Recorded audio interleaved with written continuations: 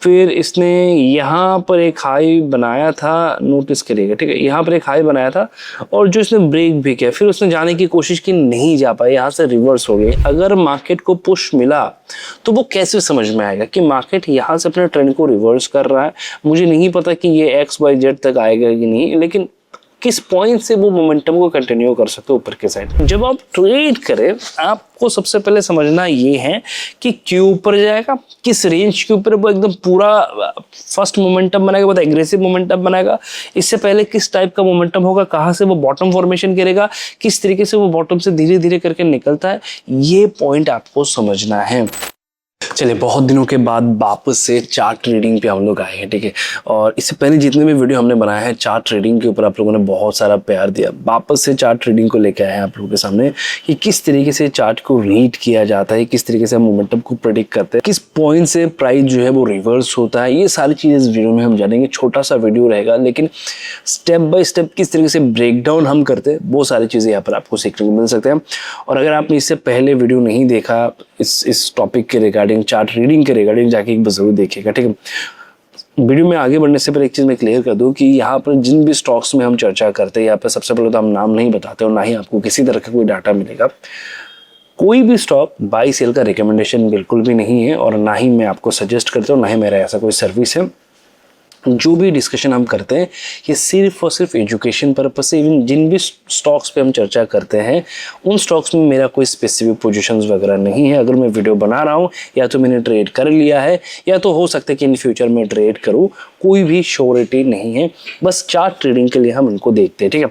तो सबसे पहले एक XYZ कुछ भी हो सकता है, ये स्टॉक मेरे रडार पे है और इसमें ऑलरेडी मैंने ट्रेड किया, यानी कि ट्रेड मेरा कंप्लीट हो चुका है इसमें जब मैं ये वीडियो बना रहा हूँ। तो इसको मैंने किस तरीके से डिकोड किया, चार्ट ट्रेडिंग किस तरीके से किया, कंफर्मेशन किस तरीके से लिया। अगर आप एक बिगिनर है या लंबे समय से आप ट्रेड कर रहे, आपको समझ में नहीं आ रहा कि किस तरीके से प्राइस को डिकोड करें, किस तरीके से हम कंफर्मेशन लें, कहाँ से मोमेंटम आ सकता है, मेरे पास जो भी नॉलेज है इस वीडियो में मैं वो सारा नॉलेज आपके साथ शेयर करूंगा। एंड आई स्ट्रांगली बिलीव कि इसको देखने के बाद आपको कहीं और जाना नहीं पड़ेगा, ठीक है। आप जितनी भी फैंसी चीज़ें आप ट्राई कर लीजिए, सिंपल चीज़ें सबसे इफेक्टिव एंड पावरफुल है। चलिए, सबसे पहले हम डिकोड करते हैं, ठीक है। हम एक हायर टाइम फ्रेम पे जाते हैं और ये है इसका हायर टाइम फ्रेम। तो हायर टाइम फ्रेम पे अगर मैं देखूँ तो ये XYZ जो भी ये कंपनी है, इसका जो शेयर्स है ये लगातार गिरावट में है और इसने लोअर लो बनाना शुरू किया है, ठीक है। यहाँ से अगर मैं मार्क करूँ तो इसने लोअर लो बनाना शुरू किया था। इस जगह से अगर आप देखिएगा तो ये लोअर लो बना रहा है। मेरे लिए सबसे ज़्यादा इंपॉर्टेंट है इनिशियल डेज में कि ये लो कहाँ पर बना रहा है, ठीक है। ये वो पॉइंट है जहाँ पर इसने लोअर लो बनाया हुआ है और धीरे धीरे करके ये गिरा है, ठीक है। थोड़ा सा समझने की और सीखने की कोशिश करिएगा, ठीक है। नोटिस करिए, लोअर लो बना के वो गिरा और 3 फेज में गिरा, 1, 2 और 3 फेज में ये गिरा है, गिरते हुए यहाँ पर आया हुआ है। अब मैं क्या कर रहा हूँ, मैं अब लोअर लो मैंने इसलिए मार्क किया ताकि मुझे समझ में आए कि फेज क्या चल रहा था। 3 फेज में इसने अपने सारे मोमेंटम को कंप्लीट कर लिया। अब ऊपर के साइड के जो भी मोमेंटम है उनको कनेक्ट करते हैं, ठीक है। इसने यहाँ पर एक हाई बनाया जो ब्रेक नहीं हुआ, इसने यहाँ पर भी एक हाई बनाया जो इसने ब्रेक नहीं किया, इसने यहाँ पर भी एक हाई बनाया जो इसने ब्रेक नहीं किया। मैं उन हाई को मार्क करता हूँ, ठीक है। इसने यहाँ पर भी एक हाई बनाया जिसको इसने ब्रेक नहीं किया। फिर यहाँ पर अगर मैं बात करूँ, ये एक जोन है, ठीक है। मैं इनको ऐसे कनेक्ट करता हूँ तो इजी हो जाएगा समझने में, ठीक है। फिर इसने यहाँ पर एक हाई बनाया था, नोटिस करिएगा, ठीक है। यहाँ पर एक हाई बनाया था और जो इसने ब्रेक भी किया, फिर उसने जाने की कोशिश की, नहीं जा पाया, यहाँ से रिवर्स हो गया। यानी कि यहाँ पर जो सेलर था उसको इसने पुश तो किया ऊपर के साइड में, लेकिन ये सस्टेन नहीं कर पाया, वापस ही नीचे आ गया। उसके बाद अगर मैं देखूँ तो यहाँ पर ये एक इम्पॉर्टेंट हाई है जो इसने ब्रेक नहीं किया। उसके बाद थोड़ा सा और नीचे आओ तो ये भी एक इम्पॉर्टेंट हाई है जो इसने अभी तक ब्रेक नहीं किया। अगर ये इसके ऊपर सस्टेन करते हैं दैट्स मीन ऊपर के साइड के जो लेवल्स है वो एक्टिव हो जाएंगे। तो मैंने सबसे पहले क्या लिया, एक व्यू लिया कि एक्टिव कहाँ से हो सकता है, ठीक है। और ये जो डिस्कशन मैं कर रहा हूँ ये डेली टाइम फ्रेम पे कर रहा हूँ, यानी कि मैंने तो एक ब्रॉड व्यू लिया कि एक्टिवेशन जोन कहाँ से होगा, तो मुझे एक नंबर मिला कि इस जोन के अराउंड से ये एक्टिव हो सकता है। ठीक है, यहाँ तक मैंने कर लिया, नोट कर लीजिए इन पॉइंट को कि सीक्वेंसली मैं देखूंगा कौन से पॉइंट। तो ये मेरा कंप्लीट हो गया। अब मैं क्या देखूंगा, अब मैं देखूंगा और थोड़ा सा हायर टाइम फ्रेम पे चलते हैं, वीकली में चलते हैं। ठीक है, वीकली में चलने के बाद अगर मैं देखूँ तो इसमें लंबा सा एक मोमेंटम आया, फिर ये यहाँ से कहीं ना कहीं गिरना शुरू करता है और वापस से गिर के नीचे आ जाता है। यहाँ पर एक जोन है जिसको मैंने मार्क किया कि प्राइस को यहाँ पर सपोर्ट मिलना था, यानी कि इसके अराउंड से कहीं पर सपोर्ट मिल रहा था और यहाँ से मार्केट ऊपर जा सकता है। अब ये वीकली टाइम फ्रेम पे मेरा डिस्कशन चल रहा है। ठीक है, अब देखिए मैंने क्या किया, सबसे पहले ऊपर के साइड के मैंने प्रोबेबिलिटी देखा कि किस रेंज के बाद मोमेंटम शुरू होगा। फिर मैंने देखा कि मोमेंटम शुरू होने से पहले बॉटम से सपोर्ट तो मिलना चाहिए, कि देखो भाई तुम मोमेंटम तो शुरू करोगे, तुम ऊपर जाओगे, लेकिन तुम्हें बॉटम से कोई अगर पुश नहीं करेगा तुम जाओगे। तो बॉटम को कहां से पुश मिल रहा है वो समझने के लिए हमने ये ड्रॉ किया कि इस जोन के अराउंड से बॉटम में पुश आ सकता है। अगर मैं देखूं तो ऐसा एक लेवल निकल के आ रहा है कि इस जोन से मार्केट जो है, मार्केट में पुश आ सकता है, मार्केट यहाँ से ऊपर जा सकता है। तो मुझे एक पुश लेवल भी मिल गया कि किस जगह से मार्केट में पुश मिलेगा। तो मैंने वीकली देख लिया, मैंने डेली देख लिया, मुझे थोड़ा बहुत आइडिया हो चुका है कि क्या हो सकता है। अब मैं वापस से 1 आवर पे डेली में चलता हूँ। ठीक है, मैंने कुछ पॉइंट आप लोगों को ऑलरेडी सिखाया, मैंने आप लोगों को बताया कि अगर मार्केट को पुश मिला तो वो कैसे समझ में आएगा कि मार्केट यहाँ से अपने ट्रेंड को रिवर्स कर रहा है। मुझे नहीं पता कि ये XYZ तक आएगा कि नहीं, लेकिन किस पॉइंट से वो मोमेंटम को कंटिन्यू कर सकते हो ऊपर के साइड में। इसके लिए मैं 9 मूविंग एवरेज लगाता हूँ। जैसे ही डेली टाइम फ्रेम पे प्राइस इसके ऊपर आ जाता है, मैं कंफर्म हो जाता हूँ कि यहाँ से मोमेंटम वगैरह जो है वो आ सकता है। थोड़ा सा और कंफर्मेशन के लिए मैं वीकली में भी एक बार चेक करता हूँ कि इसके ऊपर क्लोज हुआ कि नहीं, क्योंकि जब कभी भी इसके ऊपर क्लोज होगा उसके बाद एक मोमेंटम आने की प्रोबेबिलिटी इंक्रीज हो जाता है, बढ़ जाता है। अगर आप नोटिस करेंगे इसके ऊपर अगर कोई, मैंने ऑलरेडी इसमें वीडियो बनाया हुआ है, अगर सपोर्ट जोन है और 9 मूविंग एवरेज के ऊपर वीकली टाइम फ्रेम पे क्लोज कर रहा है, प्रोबेबिलिटी ज़्यादा हो जाता है कि यहाँ से वो ऊपर जाए। अब मैंने क्या देखा, हायर टाइम फ्रेम पे मैंने कुछ रेंज देखा, ध्यान होगा आपको, हायर टाइम फ्रेम में मैंने देखा कि पुश मिल रहा है कि नहीं, ऊपर के साइड में कौन से रेंज ब्रेक के बाद मोमेंटम आएगा। अब अगर इसको इस प्रोसेस को कंटिन्यू करना है, यानी कि बुलिश होना है, तो छोटे टाइम फ्रेम पे ये प्रोसेस ऑलरेडी शुरू हो चुका होगा। अब ट्रेंड लाइन की बारी है, अब मैं ट्रेंड लाइन ड्रॉ करूंगा इसमें। ठीक है, कैसे कैसे मैं ट्रेंड लाइन ड्रॉ करता हूँ देखिए। ठीक है, तो सबसे पहले मेरा जो ट्रेंड लाइन होगा वो है, यहाँ से मैं ड्रॉ करूंगा, मैक्सिमम पॉइंट को कनेक्ट करने की कोशिश करूंगा। इस ट्रेंड लाइन ने मैक्सिमम पॉइंट को कवर किया, तो ये मेरे लिए वैलिड ट्रेंड लाइन है। भले यहाँ पर ब्रेकआउट वगैरह आया हो, बट ये वैलिड ट्रेंड लाइन है। ठीक है, जैसे ही मुझे ये ट्रेंड लाइन मिला, अब मेरा दूसरा काम है कि ये प्रोसेस, मैंने ऑलरेडी कहा कि मैंने इसमें ऑलरेडी ट्रेड कर लिया है, कंप्लीट हो चुका है मेरा, रनिंग में इसमें कोई पोजीशन वगैरह मेरा नहीं है, XY जो भी इस कंपनी का नाम है। अब मेरे लिए इंपॉर्टेंट पॉइंट क्या है कि जब मैं ये डिस्कशन कर रहा था तो मेरे लिए एक ट्रेंड लाइन बन रहा था, ये एग्जैक्टली ये पॉइंट। मैंने आपको क्या बताया कि डेली टाइम फ्रेम पे अगर मूविंग एवरेज के ऊपर आए तो क्या करना है, आपको समझ जाना है कि रिवर्स हो रहा है।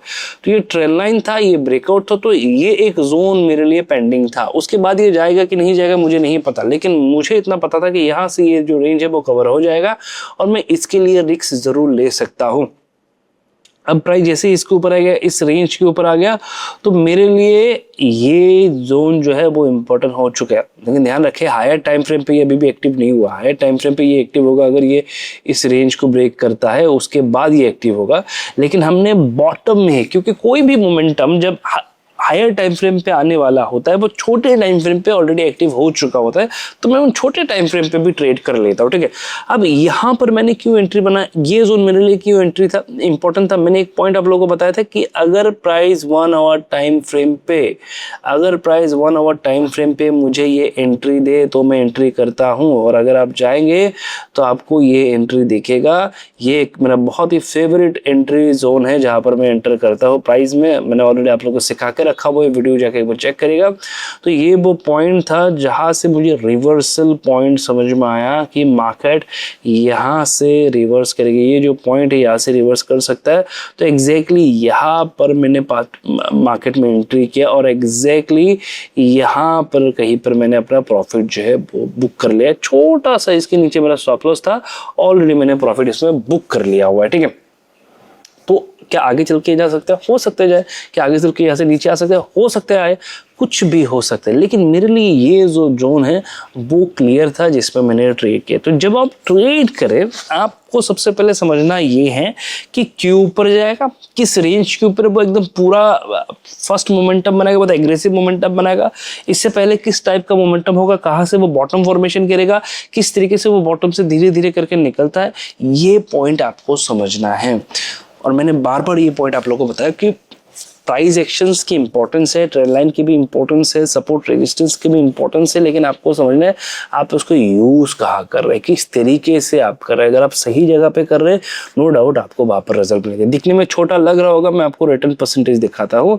यहाँ पर मैंने पोजीशन बनाया था, इस जोन के अराउंड मैंने पोजीशन बनाया था और इसने लगभग 12% का मोमेंटम बना के दिया with in A one fight. ठीक है, अब ये क्या करेगा क्या नहीं करेगा ये मेरा काम नहीं है देखना, मेरा काम था ये देखना कि ये कहाँ से एक्टिव हो सकते, किस पॉइंट पे मैं जा सकता हूँ। ठीक है, मुझे अगर महीने में, 2 महीने में, 3 महीने में एक स्टॉक भी ऐसा मिला, मैं इस पर ट्रेड करूंगा। मैं किसी भी रैंडम एरा गैरा स्टॉक्स में नहीं जाऊंगा ट्रेड करने के लिए। ठीक है, किसी भी रैंडम स्टॉक में जाने का कोई मतलब नहीं बनता जब तक आपका स्टोरी वहां पर फिट नहीं बैठता। क्या मैं यहाँ पर गलत हो सकता था? बिल्कुल हो सकता था, मार्केट गिर सकते, इवन अभी भी यहाँ पर गिर सकते, क्योंकि ये अल्टीमेट रेजिस्टेंस है, तो इसका कोई गारंटी नहीं कि ब्रेक करेगा, जाएगा कि नहीं जाएगा।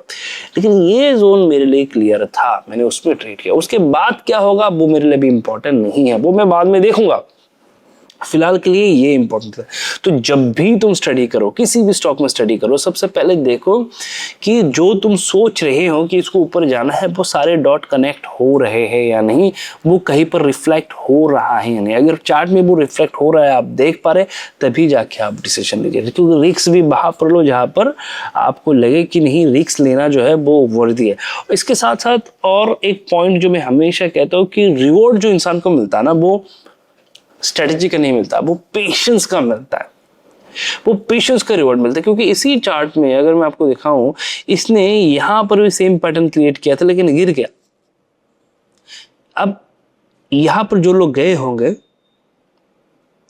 उन्होंने यहाँ पर भी वो सेम एक्टिव हुआ था इस जगह पे। जब आप स्टडी करेंगे तो आपको समझ में आएगा, डेली टाइम फ्रेम पे यहाँ पर भी क्लोजिंग था, तो लोग गए होंगे वहां पर, लोग ट्रैप हो गए, नहीं गया प्राइस, बाहर से नीचे आ गया। हमने इंपॉर्टेंट जोन को प्रेफरेंस दिया। आप किसको प्रेफरेंस दे रहे वो भी इंपॉर्टेंट है। पेशेंस मैटर करता है, पेशेंस रिवॉर्ड देते हैं। जिस दिन आप पेशेंस को समझ लेंगे ना कि पेशेंस मेन के रोल जो है वो प्ले करता है प्राइस में, अगर आप इसको एक बार समझ गए कि सही डिसीजन कहाँ पर लेना है, तो आपको समझ में आ जाएगा कि किस तरीके से गेम को खेलना है। ठीक है, तो ये सारे पॉइंट को कनेक्ट करिए, नोट बनाइए, देखिए कि जिस भी स्टॉक्स पे आप जा रहे हैं, किसी भी स्टॉक को आप वॉच में रखे हुए हैं, क्या उसमें ये सारे डॉट कनेक्ट हो रहे हैं, तो ये आप वहां पर जाए। ठीक है, आपको और डिटेल में वीडियो चाहिए तो कमेंट पे जरूर बताइएगा। आपको मेरे साथ जुड़ना है क्रिप्टो ट्रेडिंग में, तो वीडियो के डिस्क्रिप्शन में डेल्टा CoinDCX का लिंक दिया हुआ है, किसी से भी अकाउंट ओपन करो, मुझे बस स्क्रीनशॉट शेयर कर दो दिए गए व्हाट्सएप नंबर पे। और अगर आपको ऐसे वीडियो में सीखने को मिल रहा है तो कॉमेंट पे मुझे बताना ज़रूर, और दोस्तों के साथ भी शेयर करना, तो उसको भी पता चले किस तरीके से बॉटम आइडेंटिफाई हम करते हैं। ठीक है, मिलते हैं नेक्स्ट वीडियो पे, तब तक के लिए चैनल पर नए हैं, चैनल को जरूर सब्सक्राइब करिएगा, वीडियो को बार बार रिपीट करके जरूर देखिएगा।